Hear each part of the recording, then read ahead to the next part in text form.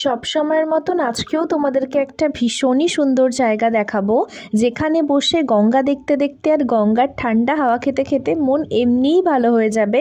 আর জায়গাটা এতটাই বড়, এতটাই সুন্দর যে কোথায় বসবে ডিসাইডই করতে পারবে না।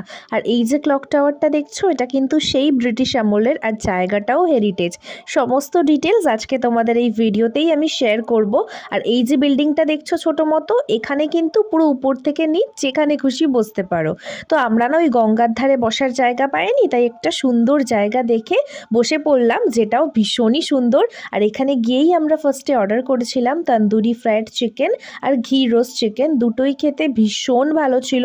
আর ঘি রোস্ট চিকেন যেটা ছিল না স্কিউয়ার্সের মধ্যে, এটা তো পুরো ঘিয়ে চপচপে। ভাই অর্গ্যাজম হচ্ছে নাকি?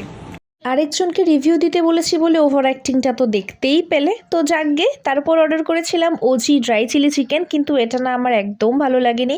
একেতে তো এক্সট্রিমলি সল্টি করে দিয়েছিল, তার মধ্যে টেস্টও ভালো লাগেনি, আর পিসগুলোও খুবই ছোট ছোট ছিল প্রাইস অনুযায়ী। আর মেনুটার এক ঝলকও তোমাদেরকে দেখিয়ে দিলাম, ওই 700 800 900 এরকমই পার ডিশগুলোর প্রাইস।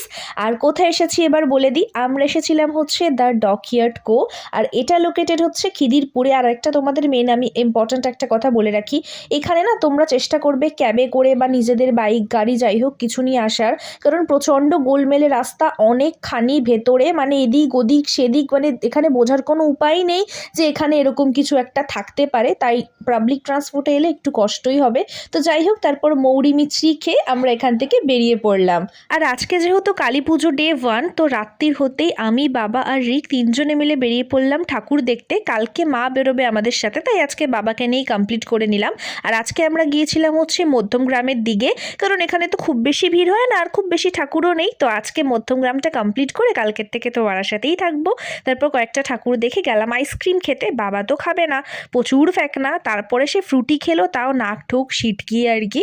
তো যাই হোক, এখানে ঠাকুর সমস্ত কমপ্লিট করে গেলাম বাবাকে বাড়িতে রাখতে। দেন তারপর আমরা আবার বেরোলাম, ঘুরে ফিরে গেলাম হচ্ছে রাত্রি 3:30টার সময় ঘুগনি খেতে। বাট ঘুগনিটা তো মুখে দিয়ে ভাই কি বাজে যে খেতে, আমি খাবার নষ্ট করা একদম পছন্দ করি না, কিন্তু এটা এতটাই জঘন্য খেতে, কেউ খেতে পারেনি, অগত্যা ফেলে দিতে হলো। আর খেয়ে না আমার পেটে ব্যথা শুরু হয়ে গেছে। তারপর নিলাম হচ্ছে পাও ভাজি, সেটাও সেম জঘন্য খেতে। মানে পুজোতে মেলায় খাবার ভালো হবে এক্সপেকটেশন রাখাটাই ভুল, কি আর করব। তারপর গেলাম হচ্ছে এই কুচো কুলফিগুলো খেতে, এগুলো খেয়ে পেট ঠান্ডা করে দেন চরকি পাক কাটতেই থাকলাম। তারপরে ঘুরে ফিরে ওই ভোর 5:30 নাগাদ চলে গেলাম হচ্ছে বাড়িতে।